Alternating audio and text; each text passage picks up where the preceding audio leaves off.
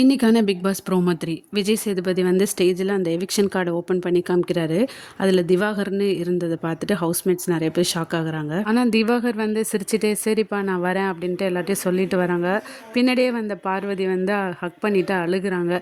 நீ என்ன தான் சண்டை போட்டாலும் நீ எனக்காக நிறைய இடத்துல இருந்திருக்க, நீ இல்லாமல் நான் எப்படி விளையாடுவேன் அப்படிங்கிற மாதிரி அழுகுறாங்க. கொஞ்சம் பார்க்க எமோஷ்னலாக தான் இருக்குது. திவாகரும் அழுகாத பாரு, நல்லா விளையாடிட்டு வா அப்படின்னு சொல்லிட்டு சமாதானப்படுத்துறாரு. திவாகரை ஸ்டேஜுக்கு வெல்கம் பண்ண விஜேஎஸ் திவாகர்கிட்ட கேட்குறாரு, உங்களுக்கு என்கிட்ட சொல்கிறதுக்கு ஏதாவது இருக்கா அப்படின்னதுக்கு திவாகர் சொல்கிறாரு.